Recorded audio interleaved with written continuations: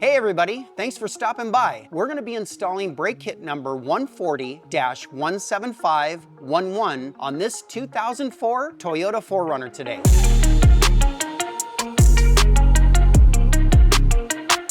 This brake kit is gonna be right off the shelf as it comes with red calipers and GT slotted only rotors. We're gonna be using our AERO6-DM calipers today. These calipers are unique. They bolt directly to the spindle with no bracket. So we'll be bolting this directly on with our new hardware. These calipers are gonna come with our BPQ brake pad material, GT slotted, one-piece E-coated rotors, our necessary caliper hardware, and we'll finish it off with our steel braided line kit.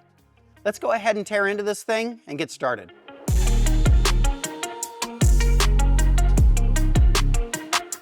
Okay, we've got all of the stock brakes disassembled. We've got factory rubber and hardline going to the caliper and the complete caliper and pads taken off. We've got the stock rotor also taken off. Now we're at a point where we can start looking at how we're going to trim our backing plate to accept the new brake kit. So in the instructions, it's going to show you what to trim on this backing plate. What I like to do is measure twice and cut once.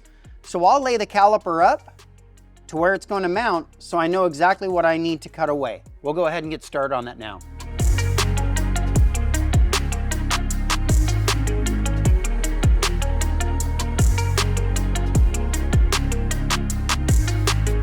Okay, so we've got our trimming done, and what I like to do again is always measure twice and cut once. So what I've done is checked, and we're going to be totally clear, and on this particular kit the rotor fits inside of the factory dust shield on the rest of the kit. Now that we've got everything done and trimmed, what we need to do is start by cleaning the hub surface so that when the rotor mounts to this face and onto the center register, it's nice and clean, along with where the caliper is going to bolt to the upright or spindle.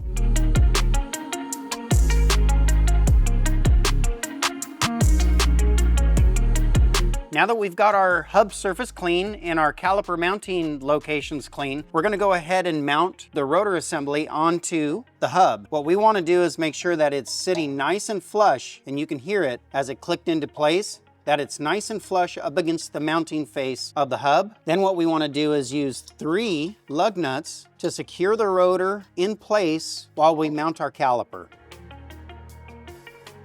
After you have the rotor mounted, make sure that you spin it to make sure that it's free of anything that may be binding against the rotor or even the backing plate. In this case, we know that we're good to go. Okay, so now we're gonna go ahead and mount the pads into the caliper before we get it mounted onto the rotor. So what we're gonna do is make sure that we've got the friction side facing the rotor.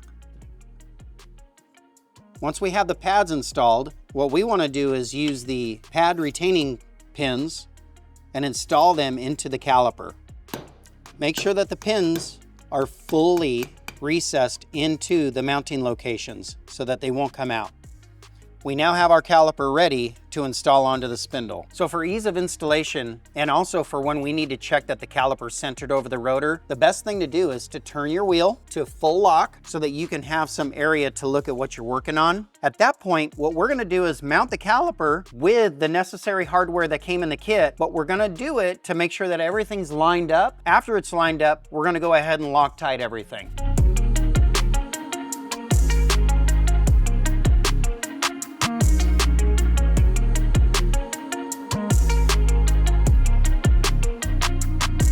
So after I have each part of the brake system installed, I always like to come back and make sure that the rotor is moving freely. And in this case, you can see there's no heavy binding whatsoever. So at this point, what I'm gonna do is make sure that our caliper is centered from side to side and that the pad height is correct. That information will be inside of your instruction sheet. Remember that these are direct mount calipers, so there are no shimming and there's no height adjustments needed, but always verify that the caliper is centered over the rotor. So now that we know that the caliper has been centered and we have nothing dragging on the brake system, we're gonna extract each one of the mounting bolts one at a time, Loctite them, then reinstall them and torque them both to 75 foot-pounds.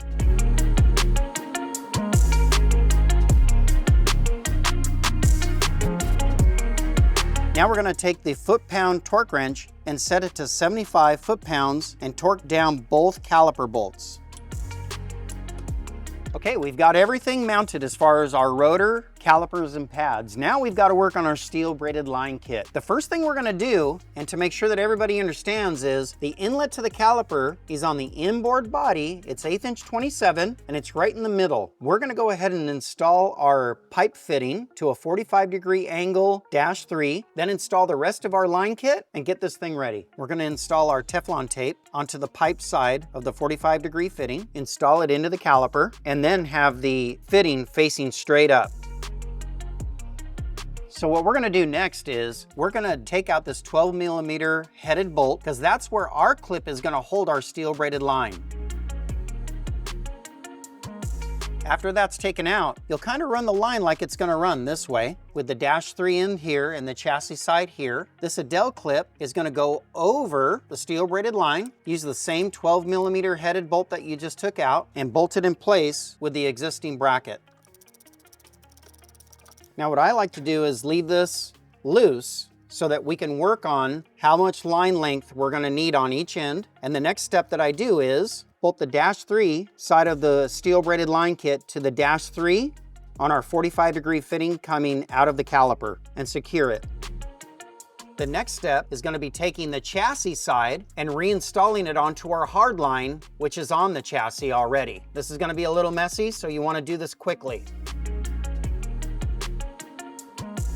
Okay, so we've got the hard line from the vehicle attached to our steel braided line kit, and we've made sure that our chassis fitting is flat up against the mounting flange on the truck. So what I want to do is install the factory chassis clip, and we know that it's sitting flat, so it's retaining the chassis fitting. After we have that installed, we want to go back and tighten up our hard line and make sure that it's tight. So now that we've got all of our line kit installed from the chassis to the caliper, what we want to do is get the correct length on this line so that we know it's not going to bind on anything. And once we know that it feels pretty well in that location, then we're going to tighten this bolt down. Once we have our steel braided line all routed, what we want to do is turn the wheel left to right and make sure that it's not hitting anything. And if it is, address it. Okay, we've got our big brake kit installed on this 4Runner. We're gonna go ahead and bleed the brakes, and then we're gonna refer to our installation sheet on the correct procedure for bedding the brakes in. That's very important to make sure that your brakes work properly after you've done all this hard work on it. If you guys have questions and it's not inside of this sheet, make sure you get a hold of us at 805-388-1188 or contact us at wilwood.com.